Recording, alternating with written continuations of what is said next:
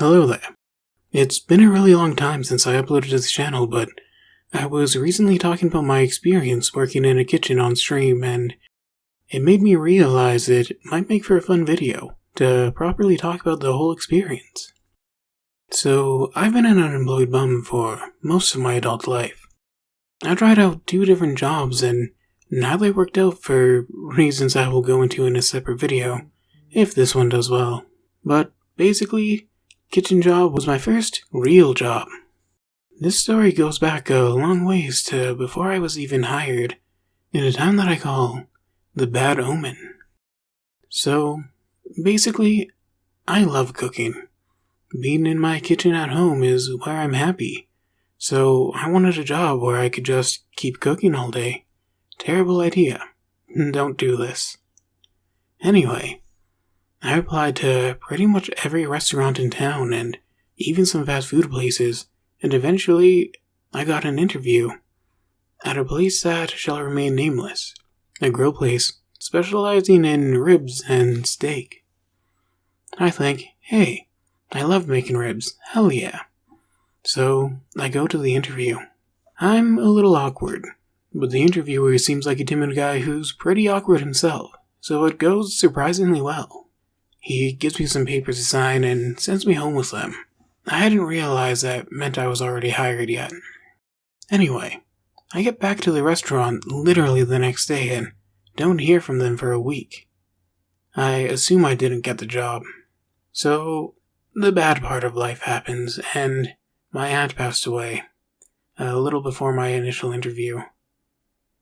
He calls me the day before her funeral and asks if I can come in the next day to go over some stuff. I apologize and explain I need to attend a funeral and memorial service that day and won't be able to make it at the specified time. He says he totally understands and we reschedule. Cool. It all worked out.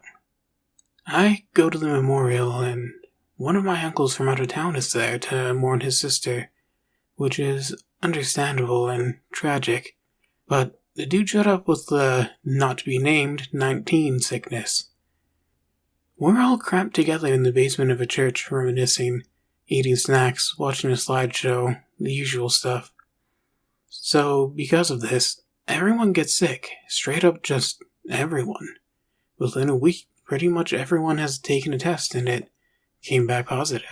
So, I get a call back the same day I find out I'm positive, and they ask me to come in the next day and start my first day. I tell them I can't, because the bad thingy, and we wait another week and a half for me to be fully recovered before I finally get in. And that's the end of the bad omen phase. Now, we get to the weird training phase. So, while I'm recovering, he sends me an app that everyone has to use to sort of train for the job, but it's weird. It's like, super weird. First off, the questions and answers are literally nonsense. One of the answers I remember clearly because I had to ask a friend since I got it wrong. The answer was, lead the kitchen in an alley rally chant. I had to ask my friend what the fuck an alley rally chant was. And all the questions had nonsensical answers like this. But, also between every question, you had to play a minigame that would be something like Knock Off Brick Breaker or Knock Off Bejeweled. And you'd get scored on the minigame, and then be put on a leaderboard with the other employees. So, I do the shitty minigames, I answer the questions written, and to specify, the minigames were not optional. You had to do them between every question. At the very end, I sign a thing saying I won't give away the Krabby Patty secret formula, which I wouldn't anyway because it sucked, and I don't know why anyone would want it. And I finally get to my first day on the job. They decide the best time to start me is at the start of the weekend, during the dinner rush. The guy who was supposed to be training me had himself only been working there 5 months, and just kept saying, "We got fucked. We got so fucked. I can't believe we got so fucked today."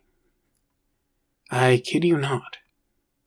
So, I didn't get any proper training. We were absolutely slammed. I was useless because I didn't know what to do. It was a bad first day. Moving on, Boss Man tells me to download another app. This one is a messenger app with groups for each section of the kitchen to contact. But more importantly, it had the schedule. My schedule only went to the end of the week, which was 2 more days, because, started on the weekend.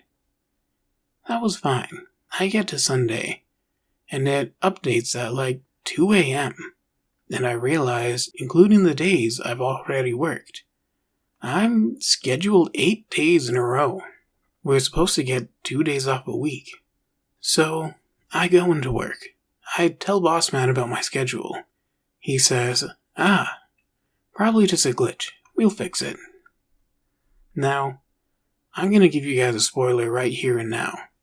This little baby bitch was terrified of confrontation and would promise to fix every and any problem brought up to him, then hide behind his sister and never do it.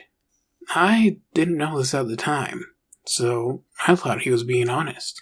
My next day was opening, which was nice because we usually weren't busy until dinner time. So I was pretty much just learning how to prep all the stations and sort through the cooler. Not too bad. But the weird thing is that they schedule the opening cooks to come in at the exact time the restaurant opens, not before, and we're expected to get the stations ready and prep stuff, so literally nothing is set up. So the few early birds showing up would be ordering food we are in no way prepared to cook yet, that we need to make while prepping, which is a little inefficient.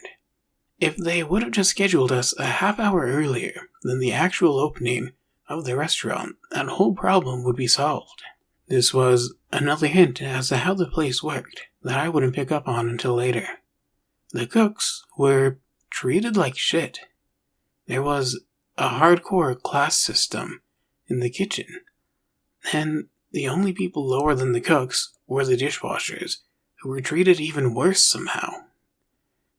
And I'm gonna go on a tangent here and say that while this dumbass social ladder shit shouldn't have existed at all, the servers who were at the top absolutely should have been at the bottom.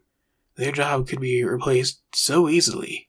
A touchscreen can take orders and literally anyone can carry food out. They were not as important as they acted. I absolutely hated the servers for reasons I'll get to later. Do not pity them. Do not say they've earned their tips. They act like they have it so hard, but they're honestly assholes. Sorry about that. Back on track. So, if there was extra work to be done, it was usually the job of the cooks, who were already exhausted from, cooking. They eventually fired the nighttime cleaning staff and said us cooks had to do the cleaning for no extra pay, of course. So 2 of us would get stuck with closing shift where we had to wait for everyone to be done eating. Couldn't kick slow eaters out, even if it was an hour after closing. And then we'd have to clean everything. Mop the floors, wipe grease off the walls, everything. We weren't allowed to go home until we were done, and some nights I'd be trapped there until midnight, exhausted just from working in a kitchen all day. And that brings me back to the weird class system. So, the servers were allowed to sit at the bar and relax. Kitchen gremlins, like myself, were not allowed to have our hideous faces seen by the customers.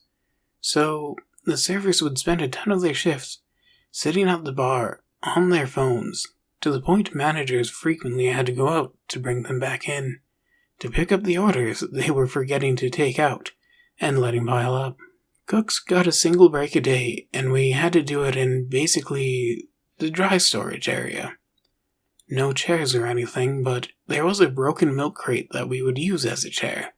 So let me tell you, by the time I was done my shift, my back hurt. Closing shifts were agony. We're gonna fast forward a little bit to the Christmas party. There was a secret Santa.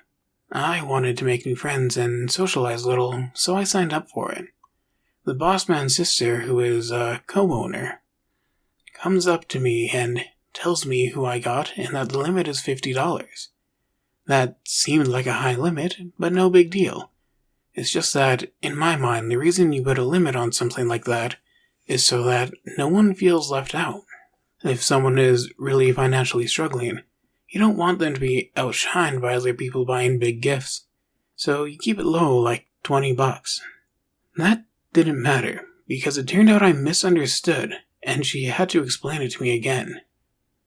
I came in the next day, and she was sitting at her desk and said, "Remember, the gift limit is a minimum of $50. So I said, "I remember, thank you. Wait. Did you say minimum?" And she said, "Yes. A minimum of $50, because no one wants a shitty gift." So, I'm standing there thinking, you asshole. You pay me minimum wage at a shitty, dying restaurant. The gifts I get my own family weren't going to be over $50. Now you tell me that's the minimum, with no maximum? That's not how limits are supposed to work for a Secret Santa. Whatever, it's too late. I'm signed up, can't back out now. I got the person 2 big fancy scented candles worth $27 each. That got me over the minimum. So we get to the time for the Christmas party, but, of course, I'm scheduled to work that day, and the cooks have to do the cleaning. So I need to clean the kitchen before I'm allowed to join the party, while the servers are over there getting fucking plastered. The night goes on. A lot of drinking games. Everyone's super drunk except me because I don't drink. Which leads to a very awkward moment. There was one guy who also didn't drink, and I thought we could bond over this. I could make a friend. So I go up to him, and I'm like, "Hey man, I hear you don't drink either. We can be non-drinking buddies."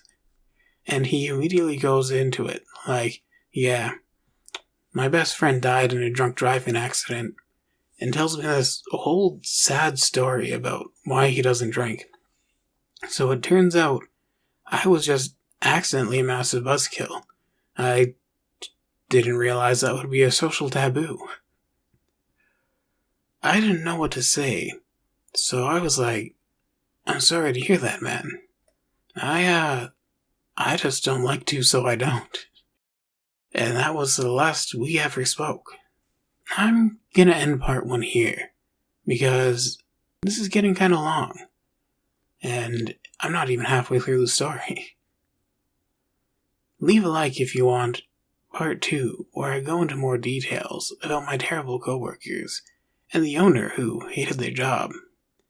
Though, I will leave this on a funny note. At that Christmas party, one of my fellow cooks kept going on about how he was absolutely, definitely, no doubt, getting laid that night. And the dude was drinking like a fish. When I left, I found him literally passed out in the kitchen.